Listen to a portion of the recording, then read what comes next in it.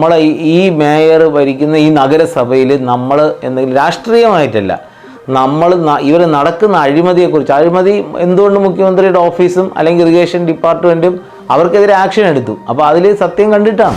ഭയങ്കരമായിട്ട് ഭീഷണികളുണ്ടായി, വധഭീഷണി ഉണ്ടായി. വണ്ടിയിൽ എൻ്റെ വണ്ടി ഓടിച്ചുകൊണ്ട് പോകുമ്പോൾ ആരോ വന്ന് വണ്ടിയിൽ പുറകെ ചവിട്ടിയിട്ട് പോയിരുന്നു. അത് CCTVയിലൊന്നും കിട്ടിയില്ല. എൻ്റെ കാലൊടിഞ്ഞു. അന്ന് ഞാൻ അനുഭവിച്ച അതേ ദുരനുഭവമാണ്. അന്ന് രാത്രി തന്നെ ഈ മേയർ നമ്മുടെ ഈ കൗൺസിലറിൻ്റെ വീട്ടിൽ വന്നു, അവനെതിരെ ശക്തമായിട്ട് ആക്ഷൻ എടുക്കണം എന്ന് പറഞ്ഞ് നെക്സ്റ്റ് ദിവസം, അടുത്ത ദിവസം തന്നെ പീഡന കേസിൽ എന്നെ കൊടുക്കുകയും കോർപ്പറേഷനിൽ ഇതിനു വേണ്ടി പ്രമേയം പാസ്സാക്കുകയും, ആ ചെറുപ്പക്കാരി വരുമ്പോൾ നമ്മൾ കുറച്ചും കൂടി ഒരു തീരുമാനങ്ങളും കാര്യങ്ങളൊക്കെ അതിശക്തമായിട്ട് എടുക്കും എന്നുള്ളൊരു നമ്മൾ, പക്ഷേ തുടക്കം മുതലേ എല്ലാ കാര്യത്തിലും ഒരു പക്വത കുറവായിട്ടാണ് കാണിക്കുന്നത്.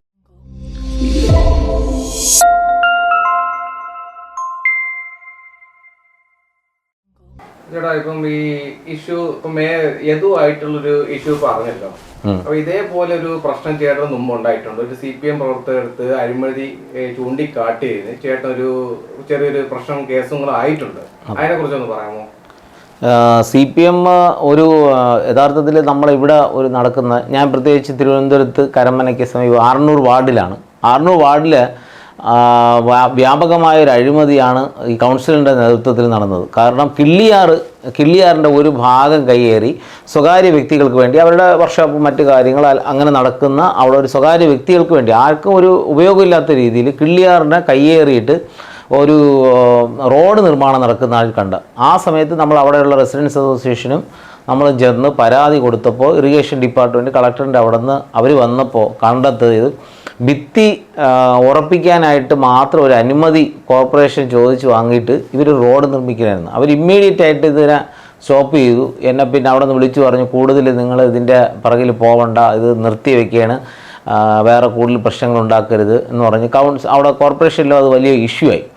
അതിനുശേഷം ഇവർക്ക് ഈ പണി പോയതിനു ശേഷം അതിൻ്റെ അടുത്ത മഴ സമയത്ത് തന്നെ ഈ വെള്ളക്കെട്ട് ഇപ്പുറത്തെ ഭാഗത്തുണ്ടായി. കാര്യം ഈ മണ്ണൊന്നും എടുത്തു മാറ്റിയിട്ടില്ല.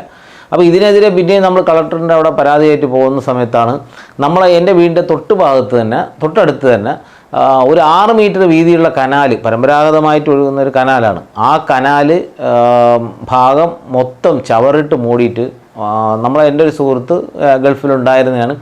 അതിൻ്റെ ചേട്ടൻ്റെ വീട്ടിൽ പോയപ്പോൾ അമ്മയെ അവർ സുഖമില്ലാതെ കിടക്കുകയാണ്, ക്യാൻസറായിട്ട്. അപ്പോൾ അവർ ജനൽ തുറക്കാൻ പറ്റാത്ത രീതിയിലിരിക്കും.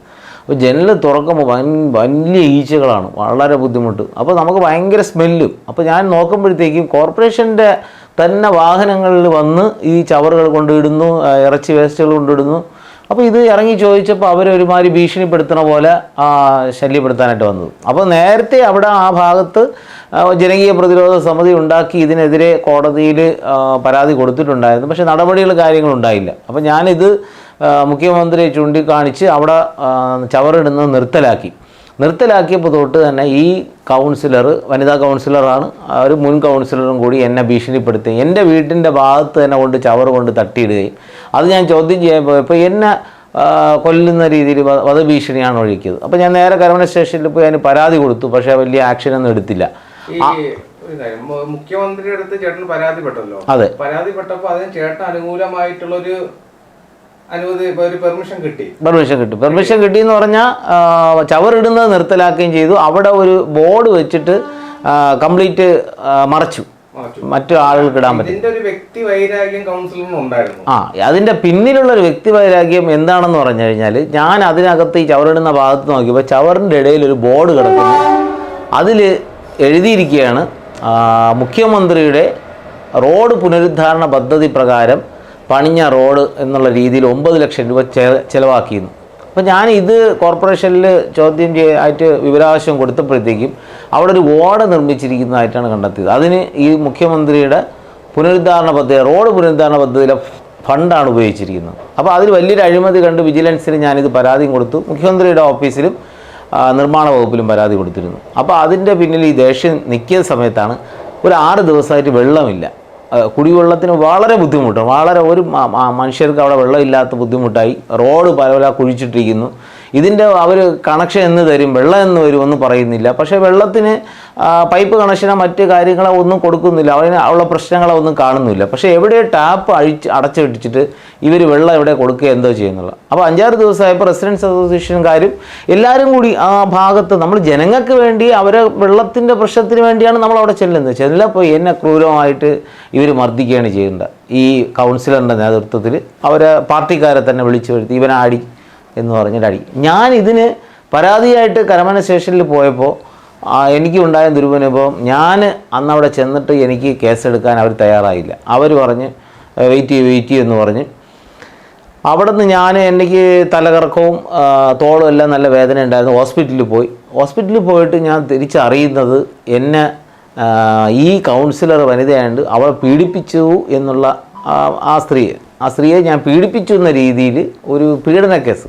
അപ്പം അത് ഇന്ന് കാണുമ്പോൾ, ഇന്നിപ്പോൾ നമ്മൾ ഡ്രൈവറിൻ്റെ ഇദ്ദേഹത്തിൻ്റെ ആ പ്രശ്നം കാണുമ്പോഴും അദ്ദേഹം വണ്ടി ഓടിച്ച് അദ്ദേഹത്തിൻ്റെ ഒരു ട്രിപ്പ് അവസാനിപ്പിച്ച് എങ്ങനെയെങ്കിലും വീട്ടിൽ പോകാൻ ചെറിയൊരു ശമ്പളത്തിന് വർക്ക് ചെയ്യുന്നു അയാളെ പോലും ഈ മേയർ തടഞ്ഞു നിർത്തി ചെയ്യുന്നുണ്ട്. അപ്പോൾ ഇതിൻ്റെ പിന്നിൽ അന്ന് ഞാൻ അനുഭവിച്ച അതേ ദുരനുഭവമാണ്. അന്ന് രാത്രി തന്നെ ഈ മേയർ നമ്മുടെ ഈ കൗൺസിലറിൻ്റെ വീട്ടിൽ വന്നു, അവനെതിരെ ശക്തമായിട്ട് ആക്ഷൻ എടുക്കണം എന്ന് പറഞ്ഞ് അടുത്ത ദിവസം തന്നെ പീഡന കേസിൽ എന്നെ കൊടുക്കുകയും കോർപ്പറേഷനിൽ ഇതിനു വേണ്ടി പ്രമേയം പാസ്സാക്കുകയും, അന്ന് BJP പ്രവർത്തകരാണ്, ശക്തമായിട്ട് കൗൺസിലർമാരാണ് ഇതിനെ എതിർത്തത്.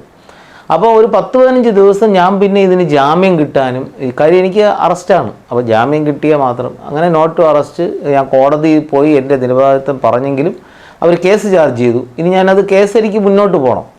ഞാൻ എന്തിനാണ് ഇതെല്ലാം അനുഭവിക്കണം? ഈ ഒരു വെള്ളം കിട്ടാത്തൊരു പ്രശ്നത്തിന് നമ്മളെ ഭാഗത്ത് അല്ലെങ്കിൽ ഒരു വൃത്തിയായിട്ട് ഒരു സ്ഥലം കിടക്കണമെന്ന് ആഗ്രഹിച്ച് ചവറിടരുതെന്ന് പറയുമ്പോൾ ഇവിടെ പീഡന കേസാണ് കൊടുക്കുന്നത്.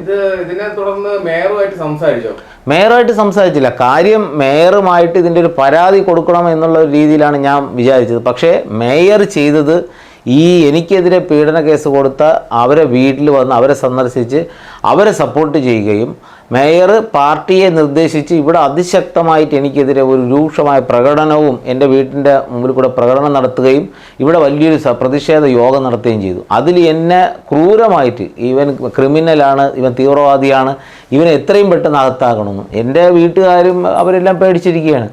അവർ വിചാരിക്കുന്നു ഇതെന്താ ഇങ്ങനെ ഒരു സാമൂഹിക പ്രവർത്തനം കാര്യങ്ങൾ ചെയ്തതെന്നേ ഉള്ളൂ, അല്ലെങ്കിൽ ഒരു പരാതി നമ്മൾ സ്വാഭാവികമായിട്ട് നമ്മളെ ഒരു ചവറ് കിടക്കുക മറ്റ് കാര്യങ്ങൾ ചെയ്താൽ നമ്മളെവിടെ പോയി പറയും, നമ്മൾ നാട്ടിൽ പറയണ്ടേ. പക്ഷേ ഇവർ ചെയ്തത് നമ്മൾ ആ പരാതിപ്പെടുത്തുന്നവനെ ഉപദ്രവിക്കുന്ന രീതിയിലാണ്. ഇന്നും അത് തന്നെ. ഇപ്പം 2-3 ദിവസം ഞാൻ ഈ വാർത്ത പറഞ്ഞപ്പോൾ തന്നെ പുറത്തു നിന്ന് നമ്മൾ നടന്നു പോകുമ്പോഴത്തേക്കും അതാ ഭ്രാന്തം വരുന്നു, ഇവൻ ഭ്രാന്തനാണ് എന്നൊക്കെയുള്ള രീതിയിൽ കമൻറ്റുകളും കൗൺസിലറിൻ്റെ നേതൃത്വത്തിൽ കൂടി നിന്ന് തന്നെയാണ് ഇതൊക്കെ ചെയ്യുന്നത്. അപ്പം ഭയങ്കരമായിട്ട് ഭീഷണികളുണ്ടായി, വധഭീഷണി ഉണ്ടായി. വണ്ടിയിൽ എൻ്റെ വണ്ടി ഓടിച്ചുകൊണ്ട് പോകുമ്പോൾ ആരോ വന്ന് വണ്ടിയിൽ പുറകെ ചവിട്ടിയിട്ട് പോയിരുന്നു. അത് CCTVയിലൊന്നും കിട്ടിയില്ല. എൻ്റെ കാലൊടിഞ്ഞു. പിന്നെ നമുക്ക് ബൈക്കിലായിരുന്നു, വീണ് ഞാൻ കാലൊടിഞ്ഞു. അപ്പോൾ എൻ്റെ പിറകിലാണ് ചവിട്ടി. അപ്പോൾ അവരവിടെയുള്ള CCTV കാര്യങ്ങളോ വന്ന് നോക്കിയപ്പോൾ ആ ഭാഗത്തില്ല. കംപ്ലയിൻറ്റ് കൊടുത്തു, പോലീസിൽ കംപ്ലയിൻറ്റ് കൊടുത്തു. പോലീസിന് ആരും പ്രതികളൊന്നും കിട്ടിയില്ല. അപ്പോൾ ഇവർക്ക് എന്നെ പ്രതിയായിട്ട് എല്ലാ കാര്യങ്ങളും കിട്ടും, പക്ഷേ നമ്മൾ കൊടുക്കുന്ന പരാതിക്കൊന്നും വലിയ പ്രതിയില്ല. അപ്പം ഒരു ബുദ്ധിമുട്ടാണ്. കാര്യം നമ്മളെ ഈ മേയർ ഭരിക്കുന്ന ഈ നഗരസഭയിൽ നമ്മൾ എന്തെങ്കിലും രാഷ്ട്രീയമായിട്ടല്ല, ഇവർ നടക്കുന്ന അഴിമതിയെക്കുറിച്ച്, അഴിമതി എന്തുകൊണ്ട് മുഖ്യമന്ത്രിയുടെ ഓഫീസും അല്ലെങ്കിൽ ഇറിഗേഷൻ ഡിപ്പാർട്ട്മെൻറ്റും അവർക്കെതിരെ ആക്ഷൻ എടുത്തു. അപ്പോൾ അതിൽ സത്യം കണ്ടിട്ടാണ്. പക്ഷെ അതിന് നമ്മുടെ അടുത്താണ് ജീവിക്കാൻ സമ്മതിക്കാത്ത രീതിയിൽ അവർ ഉപദ്രവവും ഭീഷണിപ്പെടുത്തലും നടക്കുന്നത്. മുഖ്യമന്ത്രിയുടെ ഭാഗത്ത് നിന്ന് അനുകൂലമായിട്ടൊരു തീരുമാനം ചേട്ടന് വന്നിട്ടുണ്ടെങ്കിലും മേയർ സ്ഥാനത്ത് നിന്ന് അതിക്രൂരമായ രീതിയിലുള്ളൊരു അതെ കാര്യം മുഖ്യമന്ത്രിയുടെ ഭാഗത്തുനിന്ന് നമ്മളൊരു ഓഫീസിൽ ഡിപ്പാർട്ട്മെൻറ്റിൽ കൊടുക്കുമ്പോൾ അവരതിൻ്റെ കറക്റ്റ് സാങ്കേതിക വിദ്യ നോക്കിയാണ് അവർ കാര്യങ്ങൾ ചെയ്യുന്നത്. പക്ഷേ ഇവരൊരു ഭയങ്കര ധാർഷ്ട്യവും ഒരു ഗുണ്ടായിസം പോലെയാണ്. നീ ആരടാ, നിനക്ക് ഇവിടെ ജീവിക്കണം, ഇങ്ങനെ ജീവിച്ചാൽ മതി. കൗൺസിലർ ആ രീതിയിലൊക്കെയാണ് പറയണത്. നീ ആര്?